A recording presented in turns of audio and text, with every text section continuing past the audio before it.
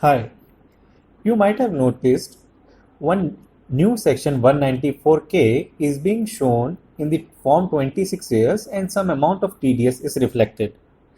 So in this video, we will discuss what is TDS under section 194K, and then we will discuss whether it is possible to save the dividend income from the income tax.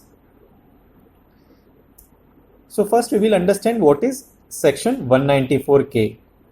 This is about TDS which is deducted on your dividend income from the mutual funds. So mutual funds are deducting your TDS. The cutoff amount is 5,000 rupees. So if your dividend amount is more than 5,000, then only they will deduct this TDS. If it is less than 5,000 in a year, then they will not deduct any TDS. The TDS rate is 10%.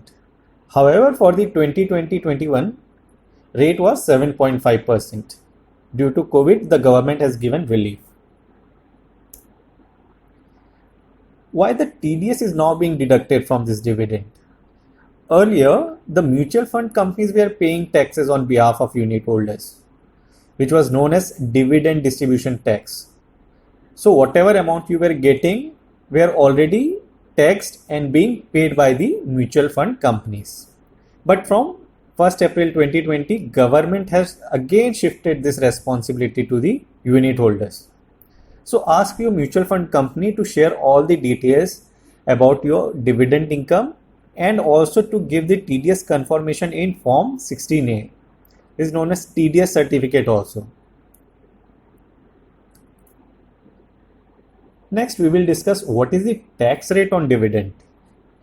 Tax rate will be depending on the slab rate. If your income is below 2,50,000, then 0, 2,50,000 to 5 lakh, 5%, 5 to 10 lakhs, 20%, and above 10 lakhs, 30%. So depending on your total income, taxable limit will keep shifting. So let's say if your total income from all other sources except dividend is less than 2,50,000, then you can get back the full TDS amount by filing your income tax return. To get back your TDS amount, you need to file the income tax return. That is compulsory.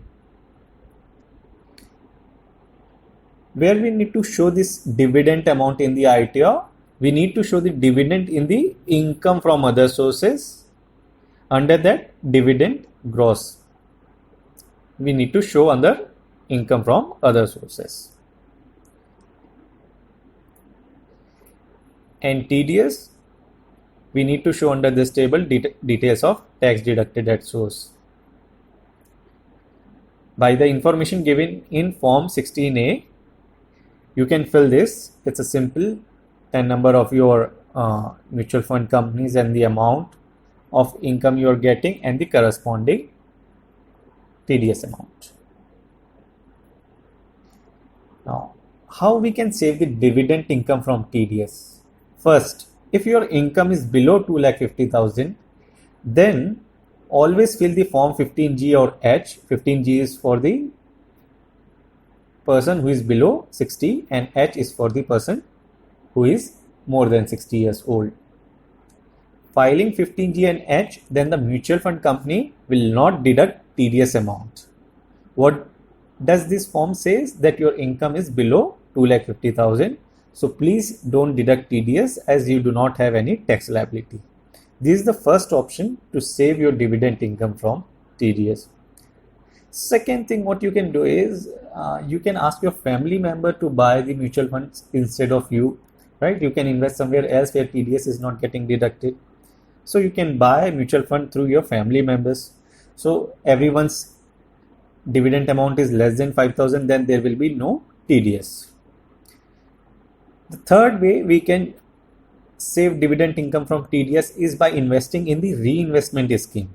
So instead of choosing the dividend scheme where you are getting regular income and that is getting taxed, invest in some reinvestment scheme of mutual fund so that the tax won't be deducted from the dividends. Hope our video will help you to save the TDS on your dividend income.